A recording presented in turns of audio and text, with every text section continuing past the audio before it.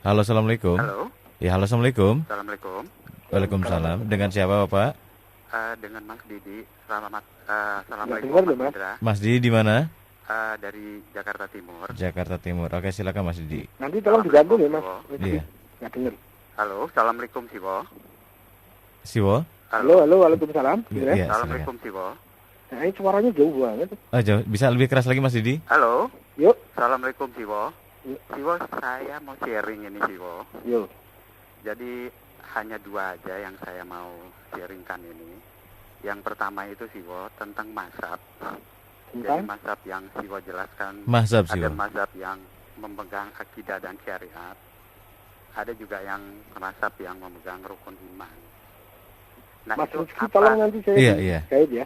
Ya, in general aja Siwo. Jadi kalau in general itu perbedaan dari dua mazhab ini apa? Mhm. Lalu kalau di Indonesia itu mayoritas itu mazhab yang mana Siwo? Dan juga yang lebih luas lagi di dunia itu yang banyak menggunakan mazhab apa Siwo? Oke. Lalu yang kedua Siwo, itu saya sebenarnya Siwo ada baca bukunya bagus sekali. Itu Difficult Journey.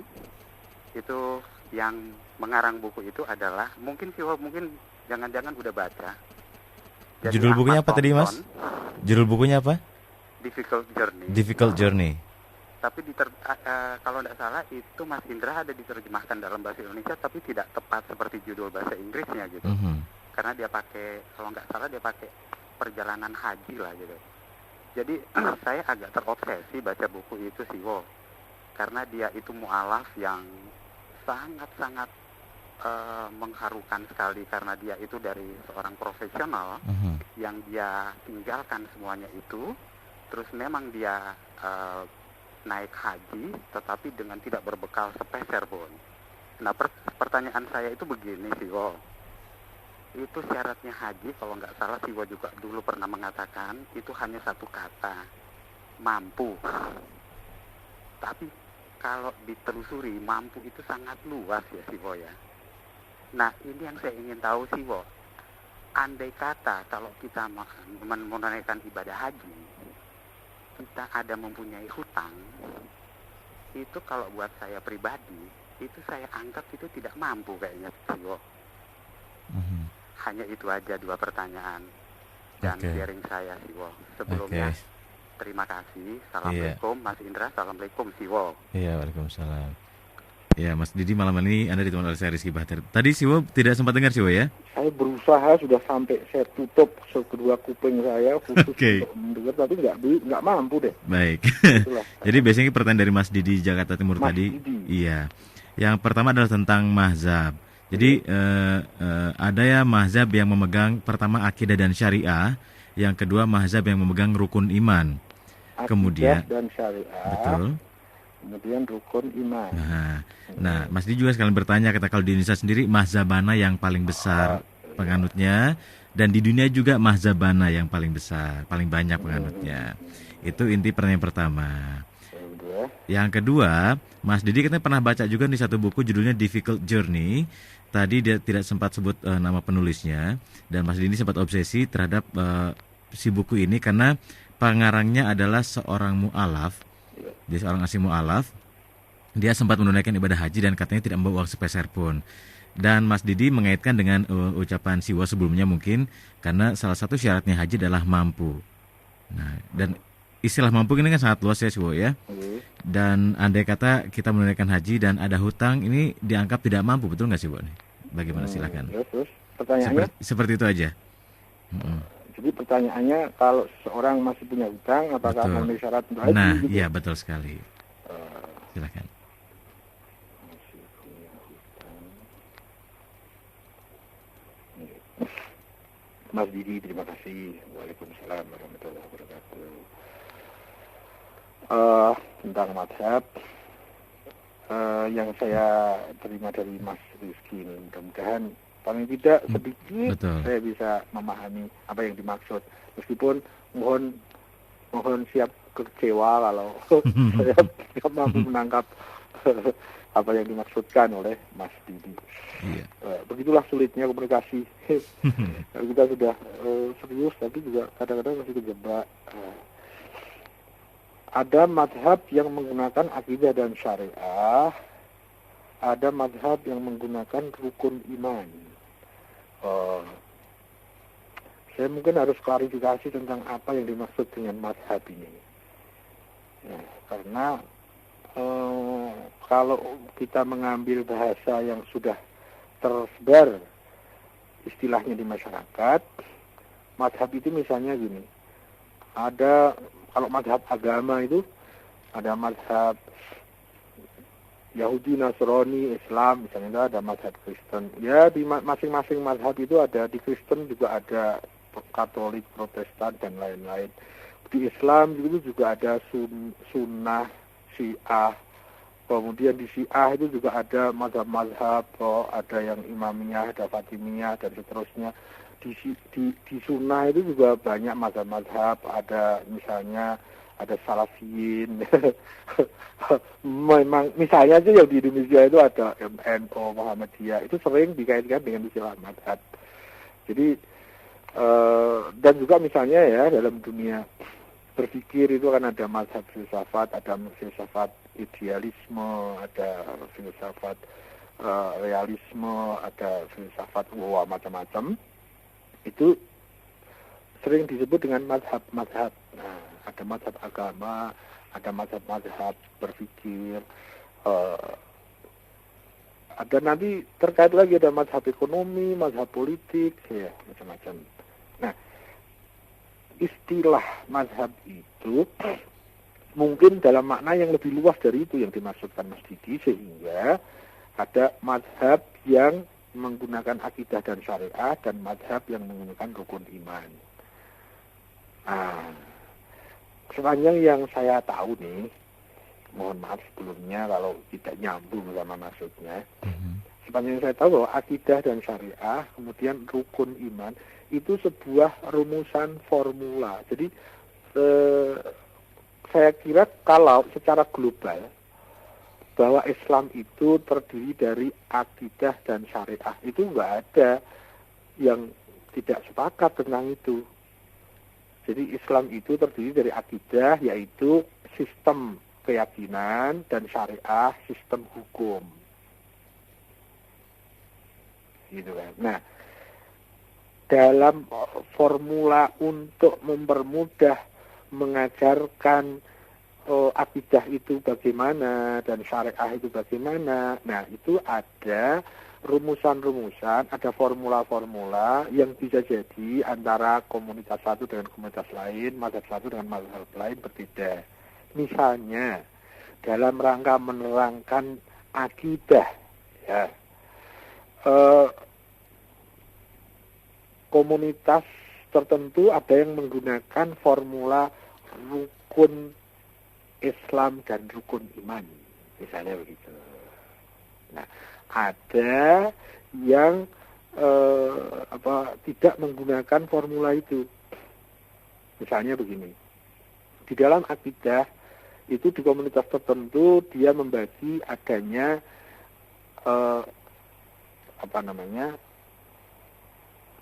tauhid, nubuwah, imamah, al-ma'ad misalnya lah, tentang hari akhir. Tapi ada yang membuat satu formula rukun iman ada 6. 1, iman kepada Allah. 2, 3, 4, 5, 6. Ya, itu formula sebagai satu rumusan agar mudah difahami oleh masyarakat luas.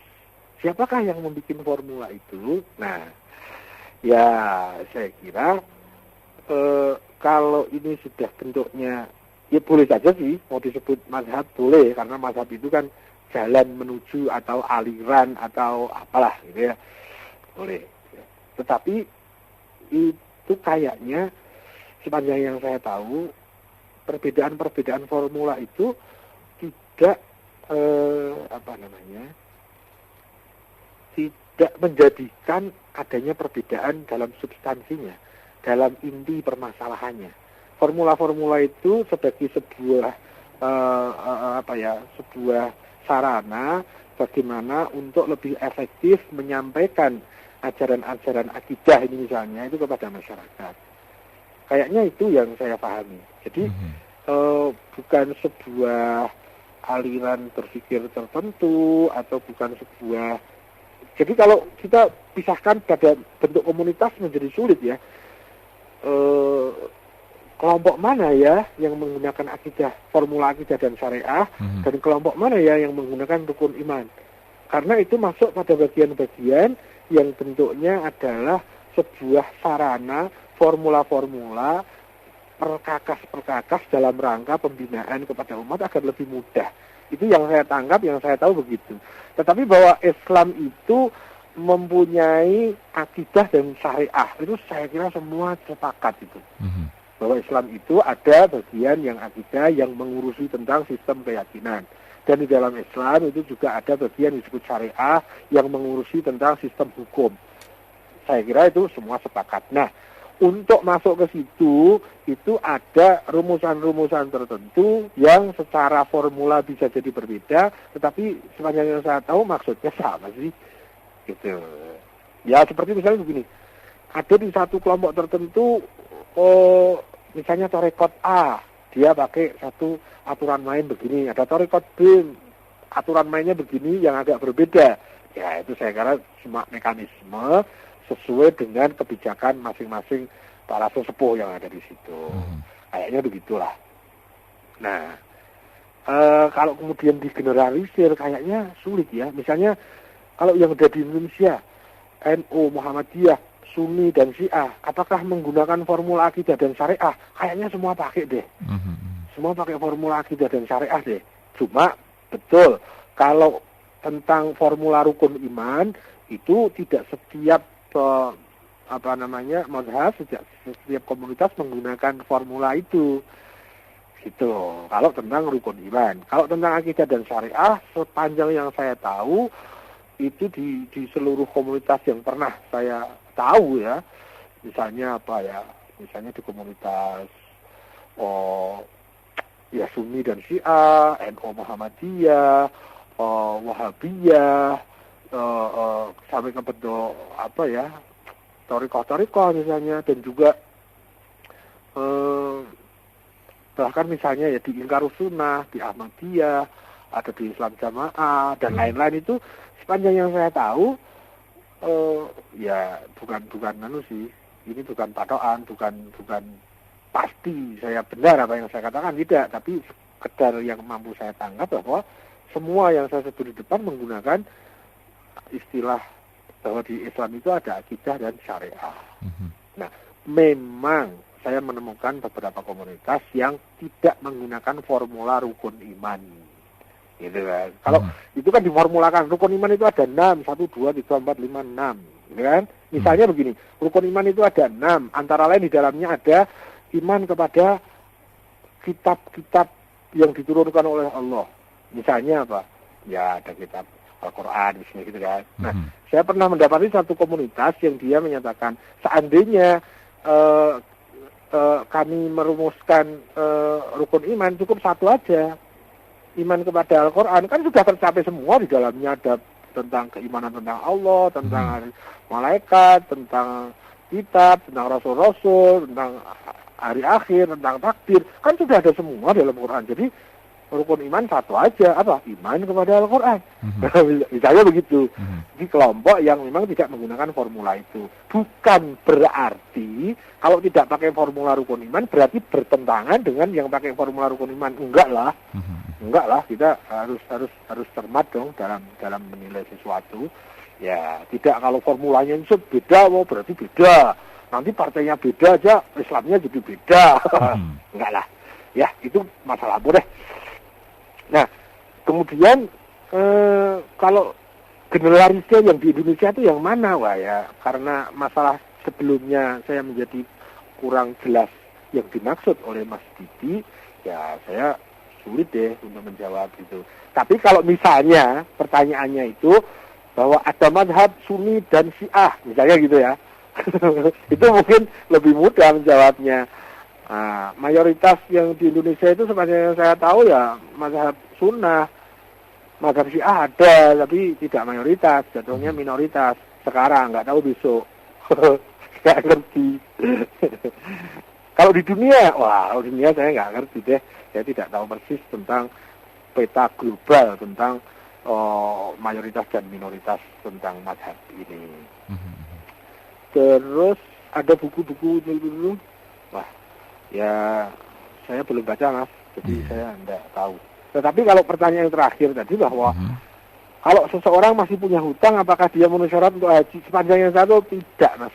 Tidak ya? Tidak. Okay. Jadi haji itu dalam ukuran mampu, antara lain mampu di dalam finansialnya, ya itu nggak boleh dia masih punya hutang, berarti harus diselesaikan dulu. Bahkan kalau di samping kanan kirinya itu masih ada yang kekurangan pangan dan dia mampu membantu untuk itu, kemudian dia buat itu untuk menunaikan ibadah haji. Itu sepanjang saya baca ya dalam hukum-hukum fikih itu juga tidak boleh. Gitu. Dan yang lagi wajib haji itu satu kali ya, satu kali. Bukan berarti 2 kali 3 kali nggak boleh, bukan berarti gitu, tetapi ya kita harus mempunyai agenda skala prioritas deh, kurang lebih seperti itu. Mana yang kira-kira menurut asas manfaat dan asas-asas primer sekunder mana yang harus didulukan. Ya kayaknya begitu. Tapi saya tertarik juga ya dengan buku tadi apa ya? Difficult Journey. Ngerti sih, saya belum baca sih. Judulnya kata Difficult Journey sih. Saya itu pemalas.